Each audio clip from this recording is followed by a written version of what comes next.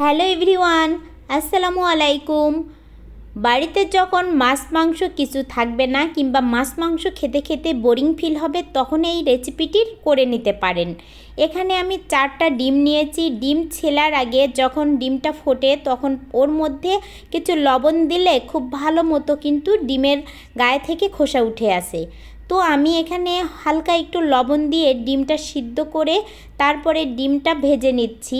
এখন এর সঙ্গে আর কিছু পরিমাণে তেল অ্যাড করে দেব। দেওয়ার পরে কিছু পেঁয়াজ কুচি দিয়েছি, আর এই যে আলু কিউব করে কেটে রেখেছিলাম সেই আলুটা দিচ্ছি। তবে ডিমটা আর আলু আমি আগেই সিদ্ধ করেছিলাম। এখানে হলুদের গুঁড়া 1 টেবিল চামচ, মরিচের গুঁড়া 2 টেবিল চামচ ও লবণ আমি স্বাদ মতো দিয়েছি।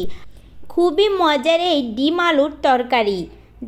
এই রান্নাটি এত সহজভাবে দেখাবো যে ব্যাচেলার কিংবা যারা নতুন রাঁধুনি তাদের জন্য পারফেক্ট হবে। এর সঙ্গে কিছু বাটা মশলা দিয়েছিলাম আমি, জিরা বাটা, আদা বাটা দিয়েছি আর পেঁয়াজ বাটা। তারপরে খুব ভালো করে আলুগুলো কিন্তু কষিয়ে নিচ্ছি। নেওয়ার পরে এর সঙ্গে যে ডিমটা আমি ফ্রাই করে রেখেছিলাম ওই ডিমটা দিয়ে নিচ্ছি। ডিম আলু খুব ভালো করে কিন্তু এখন আমি কষিয়ে নিচ্ছি। এই পর্যায়ে চুলার আঁচ একদম মৃদু পরিমাণে থাকবে, একদম লো ভোল্টেজে। তারপরে খুব ভালো করে কষানো হয়ে গেলে এখন আমি পানি অ্যাড করে দিচ্ছি। এখানে আমি 4 কাপ পরিমাণে পানি অ্যাড করছি। তারপরে যেহেতু আলুটা আমার সিদ্ধই ছিল, সো খুব একটা বেশি পানি কিন্তু লাগবে না।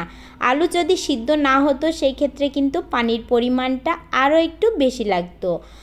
অনেক সময় আছে মাছ মাংস সবজি খেতে খুব বোরিং লাগে, তখন যদি বাসায় 2টা উপকরণ থাকে খুব দারুণ করে কিন্তু রান্নাটি করা যায়।